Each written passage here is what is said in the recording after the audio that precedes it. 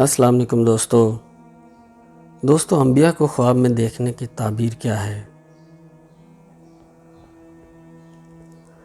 دوستو اگر صاحب خواب انبیاء کو خواب میں دیکھتا ہے تو اس کی تعبیر یہ ہے کہ اللہ تعالیٰ صاحب خواب سے کوئی اعلیٰ کام لے گا یا کوئی بہت بڑا کام لے گا جو کہ معاشرے میں اصلاح کا سبب بنے گا، یا کوئی بھاری ذمہ داری صاحب خواب پر رونما ہوگی جس کے ذریعے اس کی آزمائش کی جائے گی، یا وہ ان لوگوں کا ساتھی بنایا جائے گا جس کو اللہ تعالیٰ نے کسی خدائی مشن کی تکمیل کے لیے چن لیا ہو۔ دوستو اس کے لیے صاحب خواب کا بہت زیادہ دیندار ہونا ضروری نہیں، اللہ اپنے بندوں کے دلوں کو چنتا ہے نہ کہ ظاہری حیات کو۔ صاحب خواب کے لیے ضروری ہے کہ وہ اپنی تمام تر صلاحیتیں خیر کے کاموں کے لیے وقف کرے اور غور کرے کہ اس پر کیا ذمہ داری سونپی گئی ہے اور اس نے اسے کس طرح اللہ کے لیے نبھانا ہے۔ صاحب خواب کا مرتبہ بلند ہوگا، عزت و مقام معاشرے میں پائے گا اور اللہ کے ہاں مقبول اور منظور ہوگا۔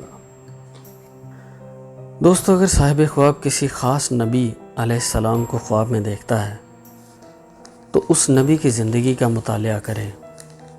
ممکن ہے کہ صاحب خواب کو اس طرح کے حالات کا سامنا کرنا پڑ جائے۔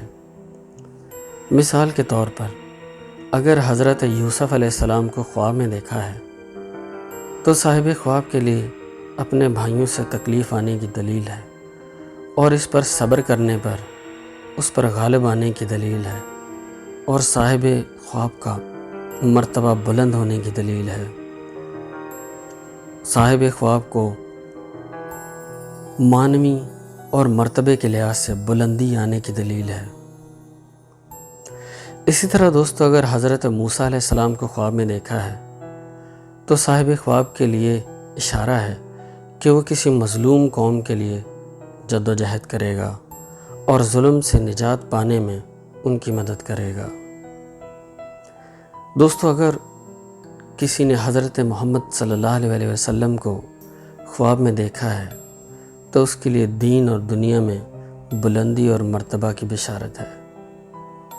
صاحب خواب کو مبارک ہے کہ وہ دنیا میں بھی کامیاب ہے اور آخرت میں بھی اس کا ٹھکانہ جنت الفردوس ہی ہوگا۔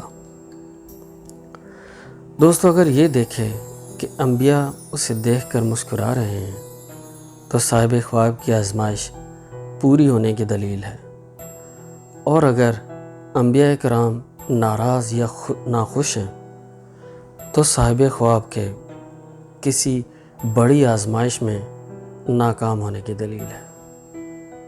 ہوپ آپ کو یہ ویڈیو انفارمیٹیو لگی ہوگی۔